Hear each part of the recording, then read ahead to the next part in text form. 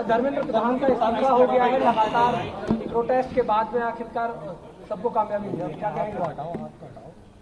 ये कामयाबी है हक की झूठ के ऊपर, ये कामयाबी है उन तमाम नौजवानों की जद्दोजहद और उनकी कुर्बानी, और मैं उनको मुबारकबाद भी देता हूं।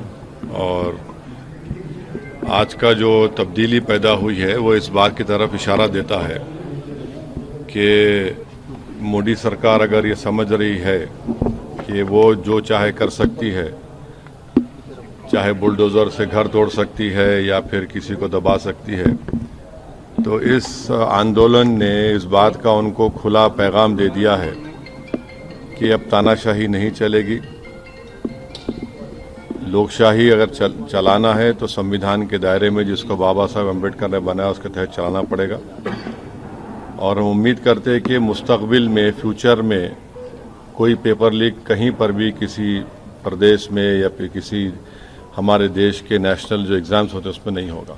अभिजीत दिपके कह रहे हैं कि अभी ये लड़ाई बाकी है, अभी तो ये सिर्फ शुरुआत है। क्या कहा आपने? अभिजीत दिपके कह रहे हैं कि अभी तो ये लड़ाई और भी बाकी है, अभी ये शुरुआत हुई है। प्रोटेस्ट भी सर पहला विकेट गिरा है, प्रोटेस्ट खत्म। हाँ, तो लड़ाई लड़ने का इख्तियार भारत के संविधान ने सबको दिया है, और अभी मोदी सरकार के अभी 2 ही साल तो मुकम्मल हुए हैं, तो जाहिर है सबको मिलकर जिद्दोजहद करना पड़ेगा। अखिलेश यादव कह रहे हैं कि इनकलाब की जीत हुई है। अब वो उनके बारे में मुझे सर, अजय राय है कांग्रेस अध्यक्ष, वो कह रहे हैं कि अब धर्मेंद्र प्रधान की गिरफ्तारी भी होनी चाहिए और फिर उसके बाद में जांच होनी चाहिए। कि कोई दूसरी पार्टी का क्या बोलेगा, हमसे क्यों पूछ रहे हैं आप?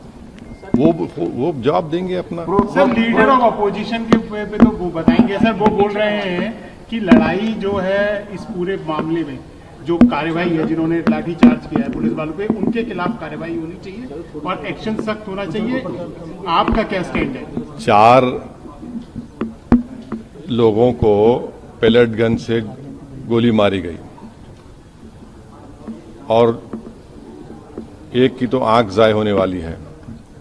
इस पर एक्शन होना जरूरी है कि कैसे पेलेट गन इस्तेमाल किया गया, और जिन लड़के लड़कियों का लाठियों से सर फोड़ा गया है वो वीडियो विजुअल्स तो सारी दुनिया ने देखे हैं, और वो मसला दिल्ली हाई कोर्ट में भी गया है, अब शायद सुप्रीम कोर्ट भी उसमें सुनवाई होगी। तो सरकार को चाहिए कि ये कैसे हो रहा है। तो यकीनन ये पेलेट गन आप देखिए कि जब जम्मू कश्मीर में इसको इस्तेमाल किया गया था, करीब मेरे ख्याल से अगर मैं गलत ना कहूँ तो 1000 के ऊपर लोगों को पेलेट गन से मारा गया था।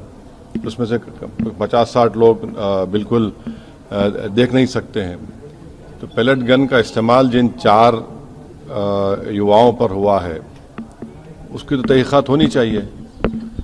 एक तो मंसूरी है जबलपुर मध्य प्रदेश के, जो BA MBA करे, एक इसमें कोई आपकी बरादरी का आउटलुक का जर्नलिस्ट है। तो ऐसे कैसे होगा? तो बिल्कुल गलत हुआ है। और जिन लड़कियों को आपने उनसे बदसलूकी की, बल्कि वो तो सेक्सुअल असॉल्ट भी हुआ उनके ऊपर, वो भी कैमरा वीडियोस में कैद है। तो इस पर यकीनन एक्शन होना चाहिए। 36 दिन बाद इस्तीफा आया है, इतने कियोस्क के बाद, तो आपको लगता है कि सरकार ने देरी की है इसमें? अब सरकार झुकने के लिए देरी कर दी ना, 36 दिन लगे उनको झुकने के लिए। शिक्षा व्यवस्था में कुछ सुधार अब होना है सर, इसमें किस तरह की? उत्तर प्रदेश में कितने पेपर का लीक हुआ बताइए? कितने पेपर्स का लीक हुआ है?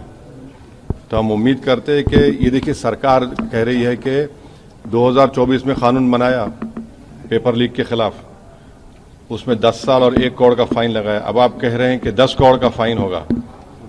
भाई, पेपर लीक हो क्यों रहा है वो तो देखिए। आप कानून बनाएंगे, ये बनाएंगे। अच्छा, फास्ट ट्रैक कोर्ट तो एक मजाक बन चुका है। 2009 में फास्ट ट्रैक कोर्ट बनाया गया और 2019 से बनाया गया। 2019 से 2026 तक आपको मालूम कितना खर्चा हुआ उसके पर? पार्लियामेंट में जवाब दिया 1100 करोड़ रुपये। और अभी भी पूरे देश में 2,65,000 केसेस फास्ट ट्रैक कोर्ट में चल रहे हैं। अभी बैकलॉग है। उत्तर प्रदेश में 71% बैकलॉग है। तो ये सरकार के बोलने में और करने में बहुत फर्क है।